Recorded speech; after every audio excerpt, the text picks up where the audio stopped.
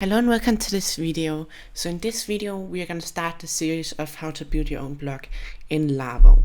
So we are going to build our own blog using PHP and a little bit of Vue.js later on, and then we are going to be able to go into user profile, comment, post a new blog post, and then we are going to be able to edit them, delete them, and you will be able to edit your own profile, and you will also be able to like the blog post.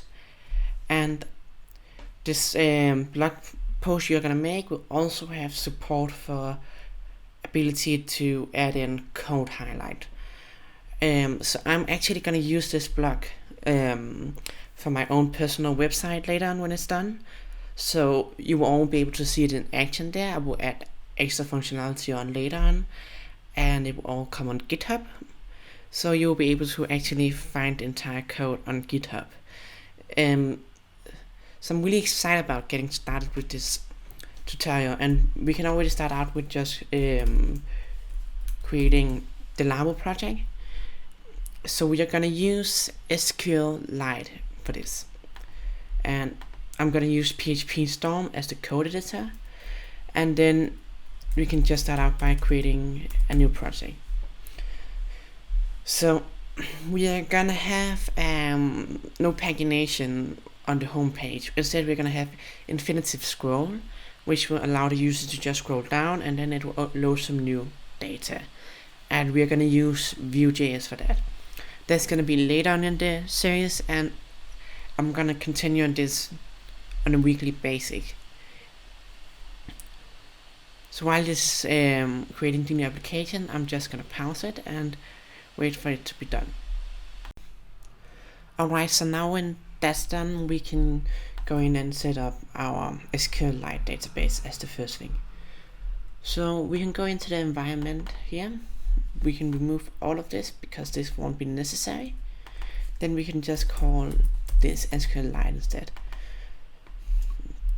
Then if you don't know much about Laravel, the database configuration file, which is inside here, tells Laravel to load the database folder and then go in and find the file called database.sqlite. So we need to create this file name.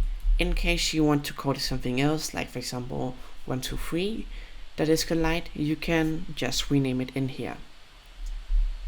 So let's go in and create the database folder here.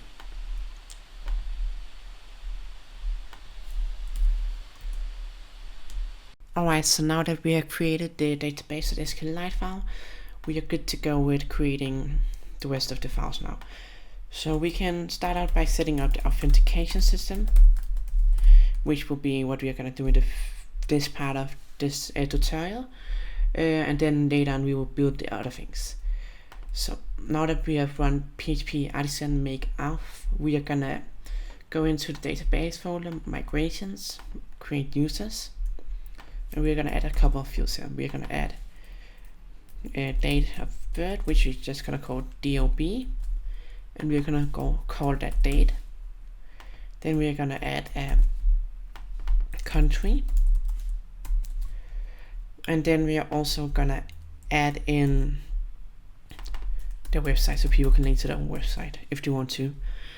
And we're gonna add both these as nullable.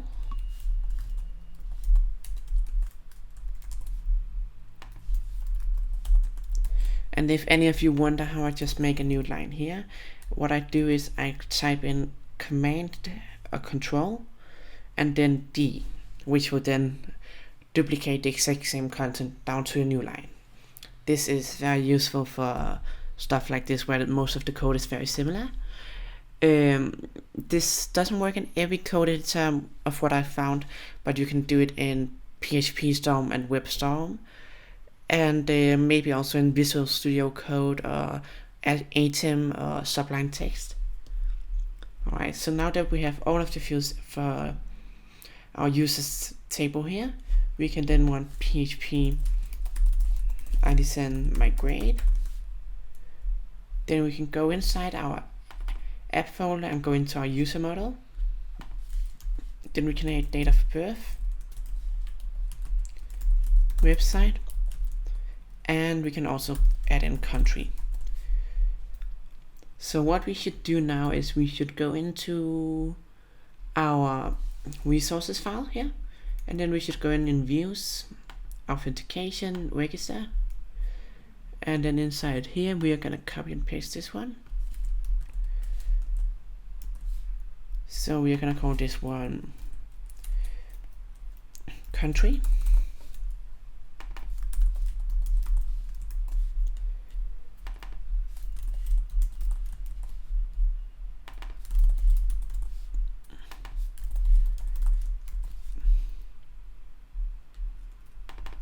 And then country there. We can also add in country there. Country here.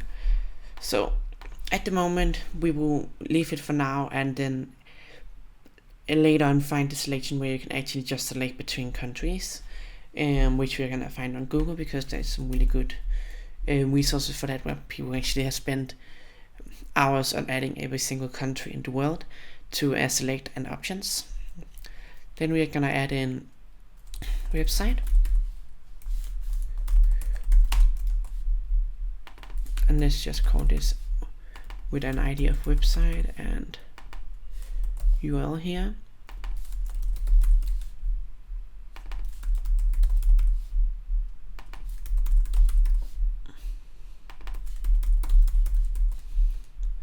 This field doesn't have to be required. Okay. Good. So if we then go in and add the last piece of field here, which is gonna be date of birth, and later on we're gonna make some calculations that will actually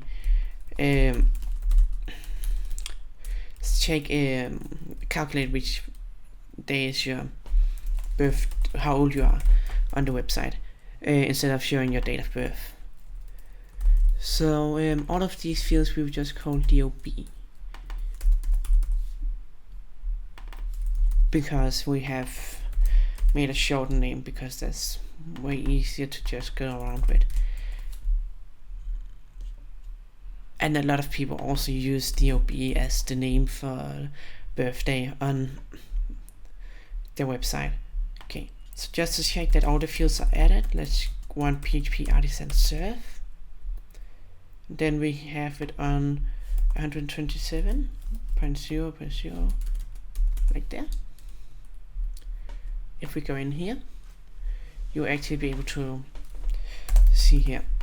And then if we click register, you will see that we need to enter a name here, and then we can add some kind of information here, and then just add in some random data there.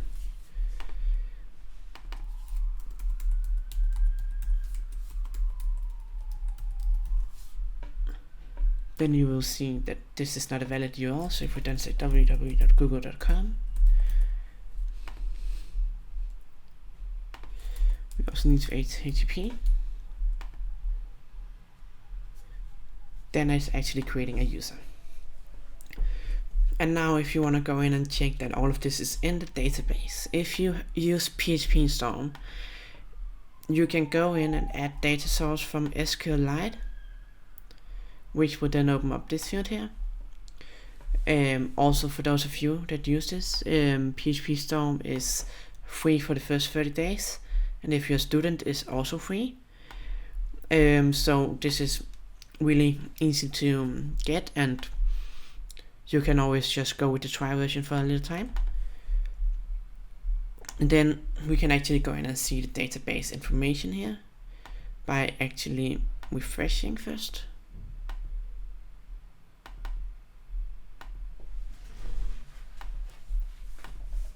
Then if you go in here, you will be able to see main, and then you'll be able to see users. And the reason why it hasn't added the data is something we're going to fix in just a second. So this gives an error because we haven't updated the authentication controllers here. So if we go into register, you will be able to see that we first of all need to validate all of those fields. So we can say country, then we can say require string. This doesn't have to be unique. Then we can go in and add website.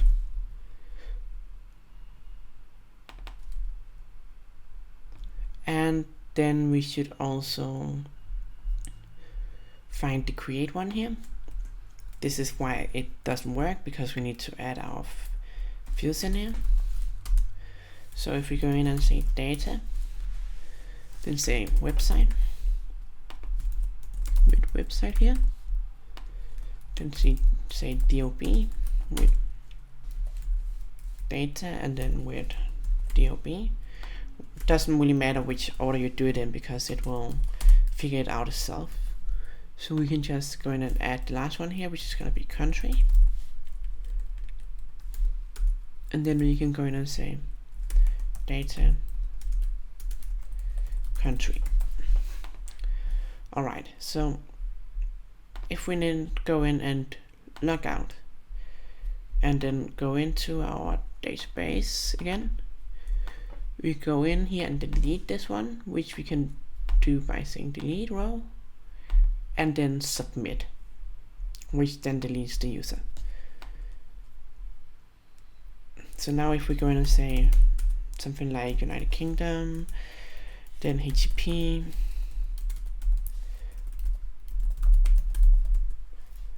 then we can just say something like, this is not my real birthday, it's just made up birthday. And then we can go in and add a password. If you then go in and click register, if we go in here, reload, we have all of the data information added. So now what we would do in the next tutorial before this one gets too long is we are gonna add the possibility to verify your email, and then we also gonna look into signing in with email and a phone number, which we are also gonna add in the next tutorial.